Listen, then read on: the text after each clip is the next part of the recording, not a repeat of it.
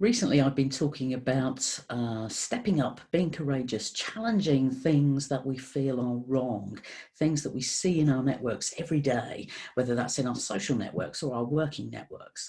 And, you know, if you work in a business, or indeed if you're a parent or whatever, these things become even more important to step up and challenge that potential status quo. If we're really going to shift the inclusion dial, if you like, across the globe, then it takes courage, it takes a bit of vulnerability, and it takes us to, as I said in my last video, be okay with being judged by people. We might make mistakes. We might say things that aren't quite right in some people's eyes, but we're willing to take that chance. And the other thing that I think is sometimes something that stops us, leads on from both of those two things, and that is the fear of conflict that we have. That fear of getting into some kind of debate with somebody, a heated discussion, when we may or may not have all the answers.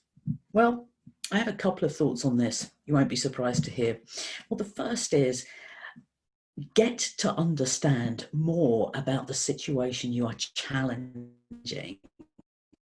So we should be speaking from a place of education, and it's often that lack of education that leaves us kind of flailing around, just hoping for the best, and then potentially losing an argument. And argument might be the wrong word to use, but you understand where I'm going with that. So educate yourself on what it is you want to challenge, and get it clear in your own mind as to why you believe it is wrong that somebody has either spoken or behaved in that way. And then you have a much clearer case to put forward that really will help that situation move through to a successful conclusion.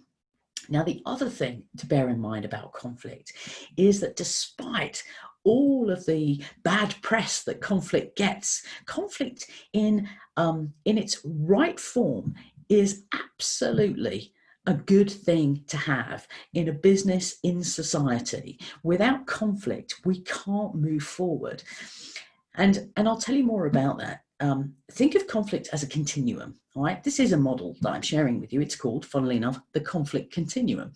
So think about conflict as a continuum. And at one end of that conflict continuum, you have what's known as artificial harmony.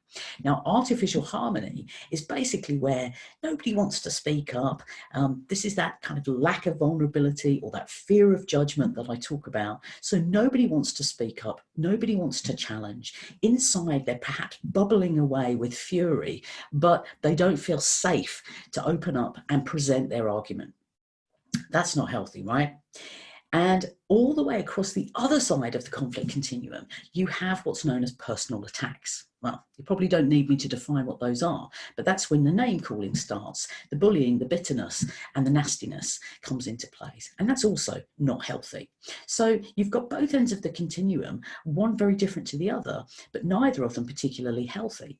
And yet right in the middle of that continuum, you get this constructive conflict point, this ideal conflict point on the continuum, which means that people feel safe and secure to open up about their thoughts and that their disagreements, and they are given a space to put that case without the fear of reprisal, name calling, and nastiness. So in other words, you get this beautiful respectful debate, this wonderful collaboration, this safe space discussion, which can then start from a place of, okay, I'm not really sure I agree, and well, I don't really agree with you, but let's talk about it, to finding a solution that meets the needs of everybody.